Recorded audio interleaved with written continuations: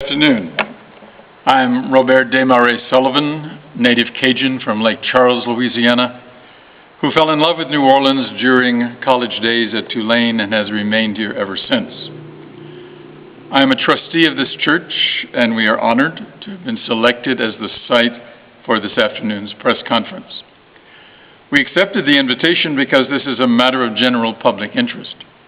It is a matter of public interest in particular because we see our two Louisiana senators stating that they will support a filibuster on the medical insurance bill about to be presented to them, instead of allowing the Senate to take an up or down vote.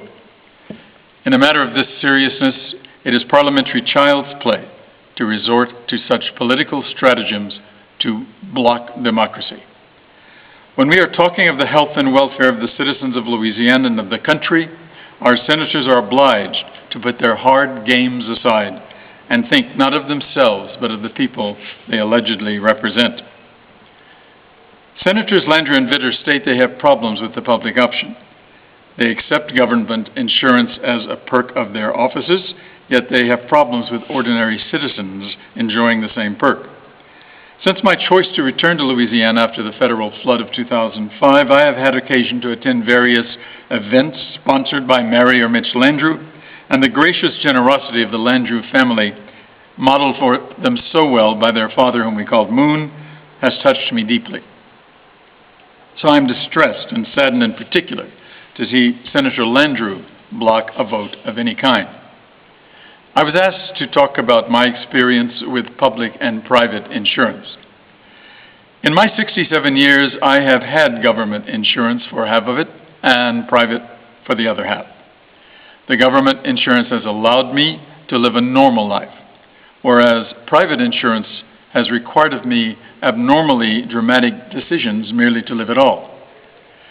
From birth to the age of 23, I was covered by my father's military insurance. Upon graduation at 23, I was on my own, and my adventures with private insurance began. Every teaching post I applied for provided private insurance, including Orleans Parish, which had opted out of the Office of Government Benefits in Louisiana. The question of insurance was always on my mind when I applied for a job. Of course, that is usual in the United States, and I was fortunate in having the option of jobs that provided insurance. Not all of my friends and family have been so fortunate. My own good fortune ended when I became fatally ill with AIDS in 1998 and was obliged to retire from Ben Franklin High School on disability. Disability retirement had legal consequences. It meant that my private insurance company was obliged to continue my policy so long as I remained disabled. However, with the invention of protease inhibitors in that same year, my life was saved, and I began a long process of recuperation. By 2000, I was well enough to work, but there was now a catch. Since my insurance company was obliged to continue me only as long as I was disabled, it could drop me if I returned to work. In 2001, Shelley Madura and Laura Treffinger called me as co-founder of the Audubon Elementary French Immersion Program for a discussion about a new school they were creating, the International School of Louisiana. It was my distinct impression that they were considering me as the first director of the new school. As my panic about insurance upon returning to work rose, I called everyone I knew and some I did not know in state government. No one offered a solution, so I did not even consider the possibility of serving as director of the new international school. For me, that would have been a dream job, the work of a lifetime. Some people want to become president. Some want to become a movie star. And I wanted to become director of a full-level instruction in French immersion from kindergarten through 12th in New Orleans. I had to decline the possibility out of fear of loss of private medical insurance.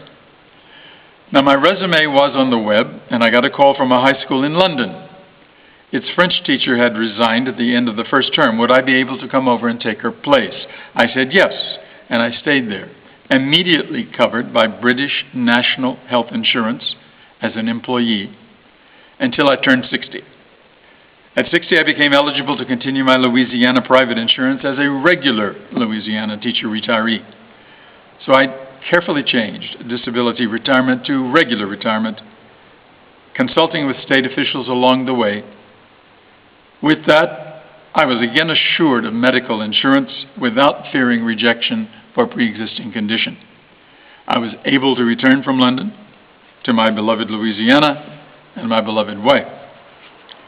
If that had not been possible, I would have remained in the United Kingdom and I would have become a British citizen. As the ancestors of many Americans fled deplorable political conditions in their native countries, I would have fled deplorable insurance conditions in mine. So schools have hired me ever since without examining my medical history, and I've done well in that time. Though I was on a private policy, I had government guarantee of its continuance. Then this year I became eligible for Medicare, a full-fledged government policy. It has been most satisfactory, and I want to see everyone in this state and in this country have Medicare, a single-payer program of considerable sophistication. I do not know where the fears come from that government insurance is government control. My doctor has not changed.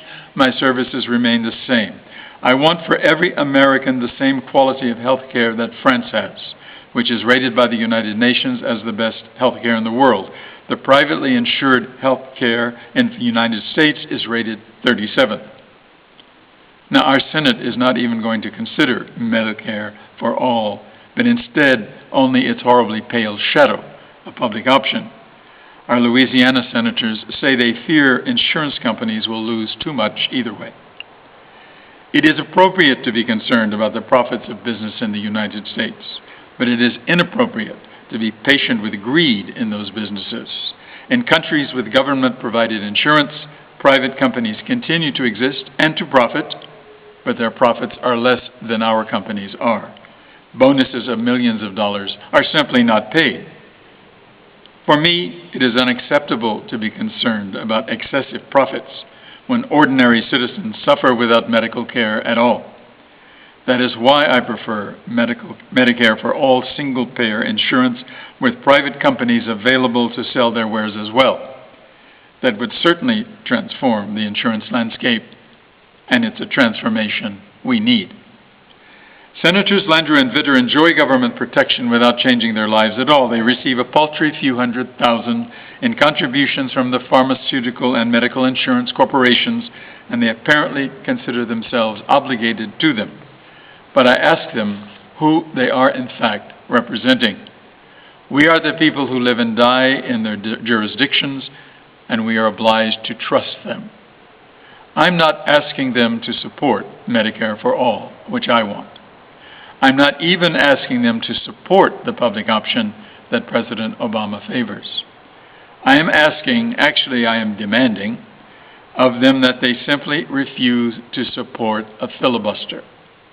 I am demanding that they allow democracy to function. I am demanding that they not resort to politically strategic shenanigans so that our senators may all vote one by one on an issue of historical importance to the well-being and welfare of our country. Thank you.